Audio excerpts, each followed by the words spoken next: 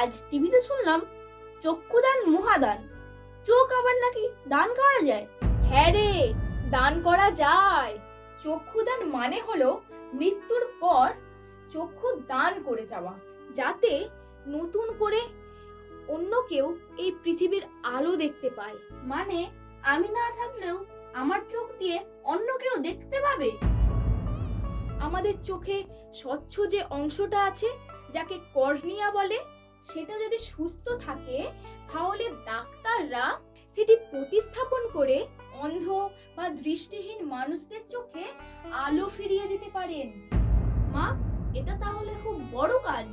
এটা কি সত্যি মানুষ করে? অনেকে করে, আবার অনেকে জানেই না। ভুল ধারণা আর ভয়ের জন্য অনেকেই এই চক্ষুদান থেকে পিছিয়ে যায়। কিন্তু চক্ষুদান করলে কারো শরীর অসুন্দর হয় না।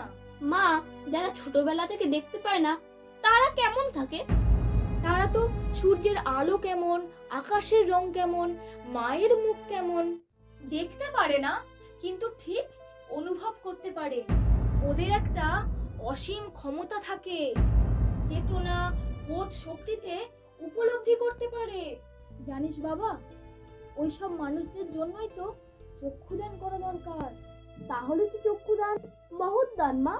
প্রথমে সচেতন হতে হয়, পরিবারকে জানাতে হয় যে আমি আমার মৃত্যুর পর চক্ষু দান করব।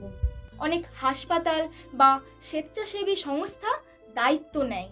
মৃত্যুর 4 থেকে 6 ঘন্টার মধ্যে চক্ষু সংগ্রহ করা হয়, তাই পরিবারের সম্মতি খুব গুরুত্বপূর্ণ। তাহলে তুমি কি করবে মা? আমি চাই আমার মৃত্যুর পর আমার চোখ দান করা হোক। আমি না থাকলেও আমার এই চোখ দিয়ে কারো পৃথিবীটা যদি আলোকিত হয়, তাহলেই তো আমার জীবন সার্থক। মা, তাহলে আমিও বড় হয়ে চক্ষুদান করব। কারো অন্ধকার দূর করতে পারলে তার চেয়ে বড় কাজ আর কি আছে মা? এটাই তো চাই। মনে রাখিস বাবা, টাকা পয়সা, গাড়ি, ধন সম্পদ এখানেই সব থেকে যাবে, কিন্তু চক্ষুদানের মতো কাজ মানুষের হৃদয়ে থেকে যায়। ঠিক মা, চোখ শুধু দেখার জন্য নয়, এই পৃথিবীকে আলো দেওয়ার জন্য। বন্ধু, চক্ষুদান মানে অন্ধকারে আলো জ্বালানো।